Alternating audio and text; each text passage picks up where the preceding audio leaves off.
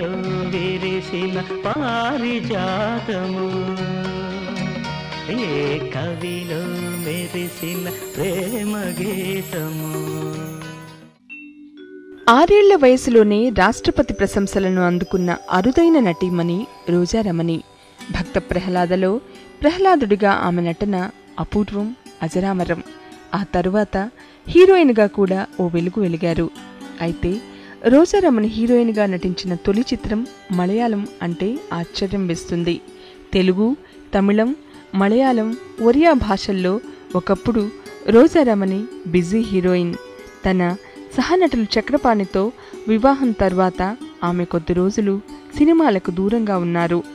ఆ తరువాత డబ్బింగ్ ఆర్టిస్టుగా మారి తారల గళంగా రూపాంతరం చెందారు.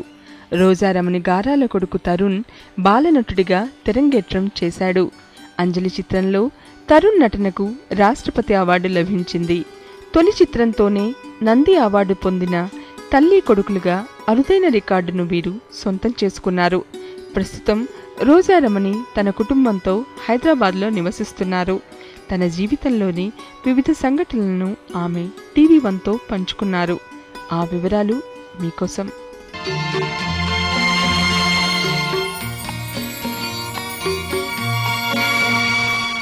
నమస్తే మేడం, మీకు సంక్రాంతి శుభాకాంక్షలు. నమస్తే అమ్మ, మీకు TV1 ప్రేక్షకులు కూడా సంక్రాంతి శుభాకాంక్షలు. రోజారమణి అనగానే ఫస్ట్ భక్త ప్రహ్లాద గుర్తొస్తుంది కదా. ఇప్పటి వరకు వచ్చిన చైల్డ్ ఆర్టిస్టులందరిలోకి కూడా గొప్ప ఆర్టిస్ట్ అంటే మిమ్మల్నే చెప్తారు.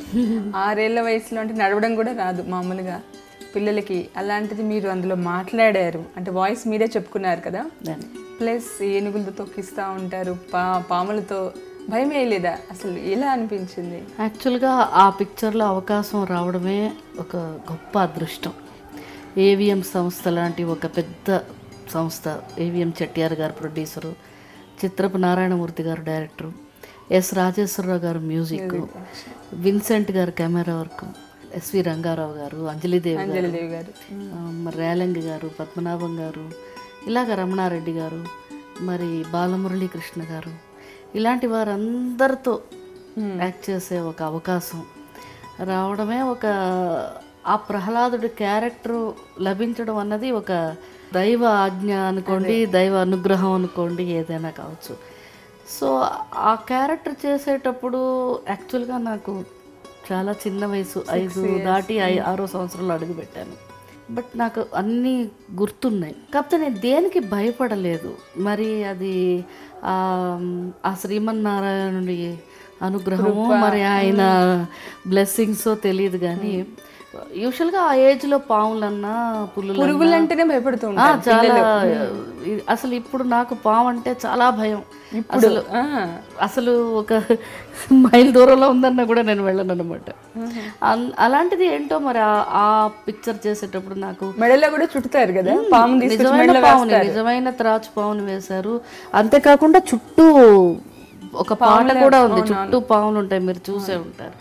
అలాంటిది మరి ఏనుగులు, అన్ని ఏనుగులు చుట్టూ తిరుగుతుంటే మధ్యలో ఒక ఏనుగు మీద కూర్చోవడం, మరి సింహం, ఇలాగ రకరకాల మరి కొండ చిలువను పట్టుకుని ఎంత అందంగా ఉంది అని అనే డైలాగ్. సో ఇవన్నీ కూడా తలుచుకుంటే నాకే కొంచెం ఆశ్చర్యంగా ఉంటుంది. నిజంగా నాకైతే భయం అయితే కలగలేదు. కానీ నాకే ఇప్పుడు మీరందరూ ఎలా సర్ప్రైజ్ అవుతున్నారు, మీరు ఇలా ఎలా చేశారని ఇప్పుడు ఆ పిక్చర్ చూస్తున్నప్పుడు నాకు కూడా అలాగే అంటే ఎవరోలాగా అనిపిస్తుందా? మీరేలాగా? ఎవరోలాగా కాదు, నేనే చేశానని తెలుసు. కాకపోతే నేను నిజంగా ఇలా చేశానా అన్నది కలుగుతుంది.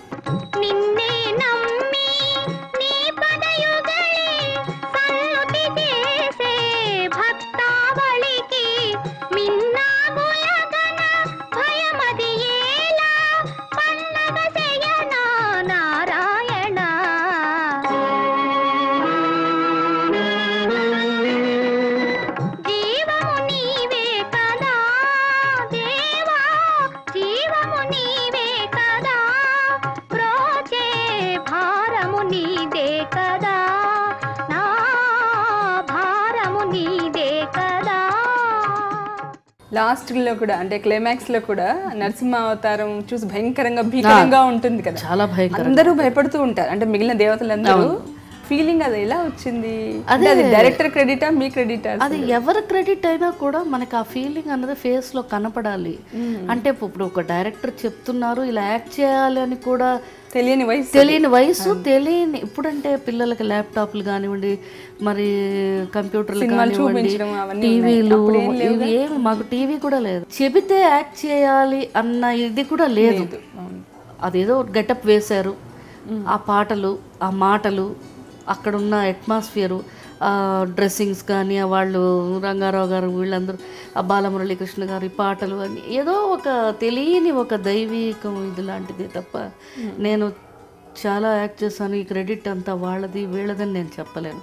నేను ఫస్ట్ చెప్పాలంటే ఆ సినిమాకి సంబంధించిన వరకు శ్రీమన్నారాయణుడిది అని నేను అనుకుంటున్నా.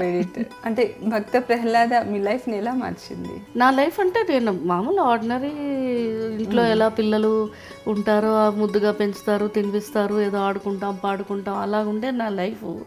మార్నింగ్ లేస్తే నాకు ఒక చదువు, టీచరు, ఒక స్కూలు, యూజువల్గా ఆ ఏజ్లో అలాగే ఉంటుంది. ఆడుకోవడం, ఏదో హోంవర్క్లు చేసుకోవడం, తొందరగా తినేయడం, తొందరగా పడుకోవడం, తొందరగా లేవాలి, ఏదో సాయంత్రం అయితే ట్యూషన్లు, లేకపోతే అందరం కలిసి కూర్చొని చదువుకోవడం. ఈ లైఫ్ నాకు లేదు. అదే డిఫరెంట్ లైఫ్ అన్నమాట. మార్నింగ్ అయితే ఏవిఎం స్టూడియోకి వెళ్ళడం, ఈ డైలాగ్స్, ఈ శ్లోకాలు ఇవన్నీ నాకు నేర్పించిన ఆయనేమో రంగూన్ రామారావు గారని ఒక కో డైరెక్టర్. ఆయన ఇప్పుడు లేరు. అప్పుడు ఆయనే నాకు పొద్దున్న ఒక మాస్టర్. నా జీవితంలో నాకు తెలిసిన గురువు అంటే డైరెక్టర్ గారు ఉంటారు, బట్ ఆయన సెట్ వరకే. ఈయన మాత్రం రోజు పొద్దున్నే డైలాగ్స్, ఆ పాటలు, ఆ శ్లోకాలు ఇవన్నీ నేర్పించడం ఒక టీచర్ లాగా. ఆయన ఆ ఏవిఎం స్టూడియో ఒక స్కూల్ అన్నమాట నాకు. ఆయన ఒక టీచరు. పిల్లలకి బ్రేక్, లంచ్ ఇవన్నీ ఉంటాయి కదా మధ్యలో, అలాగ కాసేపు వదిలేయడం, ఆ స్టూడియో అంతా తిరగడం సరదాగా. ఒక సైకిల్ నాకు అన్ని కొనిచ్చారనమాట అక్కడ. ఆ తిరగడం, అక్కడ ఏదో ఆడుకోవడం, మంచి ఫుడ్ తినడం, మళ్ళీ కాసేపు రిలాక్స్ అవ్వడం, మళ్ళీ ఈవినింగ్ వరకు 4-5 వరకు ఒక 1 month అలా నాకు ట్రైనింగ్. అంటే శ్లోకాలు కదా, నోరు తిరగాలి. స్పాట్లో ఏంటంటే రంగారావు గారు, అంజలిదేవి గారు అంటే ఆ రోజుల్లో సూపర్ స్టార్స్ వాళ్ళు. నాకు తెలియదు వాళ్ళు ఎవరో, అసలు వాళ్ళు ఎవరో తెలియదు. రంగారావు గారు అంటే ఎవరో తెలియదు, అంజలిదేవి గారు అంటే ఇప్పుడు తెలుసు. ఓహో, ఇంత పెద్ద ఆర్టిస్టులతో మనం ఆ చిన్న వయసులో యాక్ట్ చేసామా, ఇలాంటి గొప్ప ఆర్టిస్టులతో చేసాం. ఎందుకంటే అంజలిదేవి గారు ఎవరో అంటే ఎవరో తెలియదు నాకు. ఆవిడ ఎవరో ఒక లేడీ. రంగారావు గారు అంటే ఏంటో రాక్షసుల్లా ఉన్నాడు పెద్ద ఆయన, అంతవరకే తెలుసు. వాళ్ళు ఎవరు తెలియదు అసలు. బట్ ఈ రోజుల్లో మనం వాళ్ళందరితో యాక్ట్ చేసామంటే లక్కీయెస్ట్ ఇది అనుకుని నేను అనుకోవాలి. శ్రీ మానిని మందిర భక్త మందారా త్రైలోక్య సమ్మోహనాకార ప్రేమావతార జగన్నాథ లోకాధినాథ మత్స్యావతారుండవై సోమకుంద్రుంచి వేదాళి రక్షించి దేవాసురుల్ క్షీరవారాన్నిధిన్ రచ్చగా ఘోర కూర్మావతారుండవై మందరం పెట్టి శ్రీమోహిని వేషముంబుని పీయూష దానంబు గావించి వరాహ రూపంబునన్ భంగపాటందు భూదేవి రక్షించి ఈనాడు నీ తత్వముల్ నమ్మగాలేని అజ్ఞానికి సత్యదీపంబు చూపించి మోహంబు వారించి నీ విష్ణు భావంబు రూపించి నీ దాసకోటిన్ కటాక్షింపగా ఈ విచిత్రాకృతింబు నివేం చేసినావా పరంధామా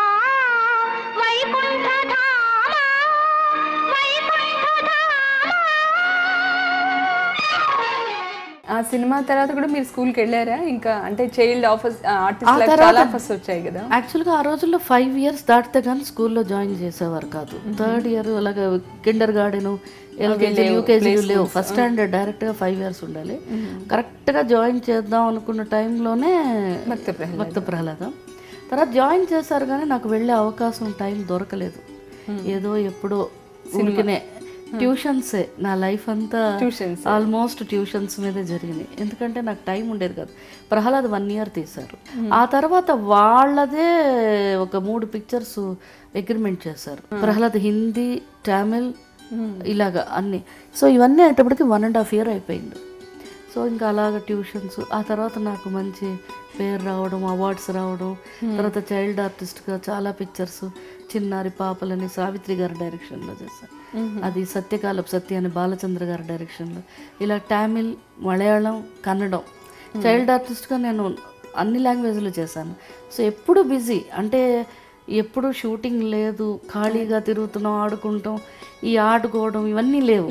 అదే ఎప్పుడు షూటింగే. కానీ ఎప్పుడు నాకు ఆ ఫీలింగ్ లేదు. ఎప్పుడైనా ఒక రోజు షూటింగ్ లేదంటే నాకు ఏడుపు వచ్చేస్తుంది. ఈవెన్ చిన్నప్పుడు షూటింగ్కి వెళ్ళిపోవాలి మార్నింగ్ లేస్తే. అదే ఒక ప్యాషన్ లాగా ఉండేదేమో.